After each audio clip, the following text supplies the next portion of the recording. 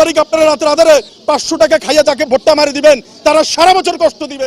এই নোয়াখালীটাকে গিলে খাওয়ার কোনো সুযোগ নাই। 12 বছর আপনাদেরকে জাহান্নামের আগুনে জ্বলাবে। আল্লাহর কসম, আমার মৃত মা বাবার কসম করে বলছি, পবিত্র কোরআনে হাত রেখে, যে আমার এমপির ভাতাটুকু আমি আবারও আপনাদেরকে এই প্রতি অসহায় 2টি থানার মধ্যে আমি দিয়ে বিতরণ করে দিয়ে, এবং আমি এটাও ঘোষণা করছি মহান আল্লাহকে সাক্ষী রেখে, যে কোনো ধরনের টেন্ডারবাজি, দুর্নীতি, চাঁদাবাজি এই ধরনের কাজ তো দূরের কথা, আমার প্রতি মাসের যে, আল্লাহ যদি আমাকে এমপি করায়, প্রতি মাসের যে সম্মানী এমপি সাহেবের যে বেতনটা, এই 2 আসনের সবচেয়ে গরিব মানুষের মধ্যে আল্লাহকে সাক্ষী রেখে আমার মরহুম বাবা মায়ের নামে কসম করে আমি বলছি, আমি সেটা দিয়ে দেব।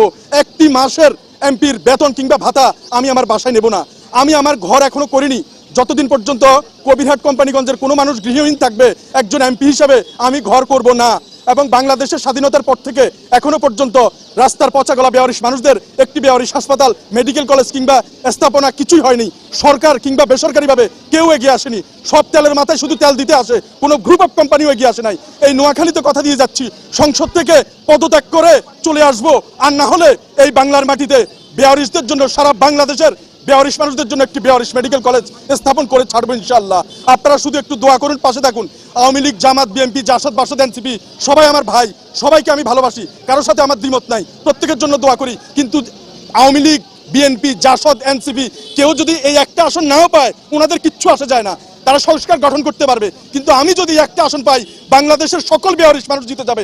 বাংলাদেশের সকল রিক্সাওয়ালা, ভ্যান গাড়িওয়ালা, ঠেলা গাড়িওয়ালা, তাদের একজন প্রতিনিধি, সকল প্রবাসী ভাই আপনাদের মনের কথা বলার জন্য একটা মানুষ অন্তত এই মহান সংসদে দাঁড়িয়ে কথা বলতে পারবে।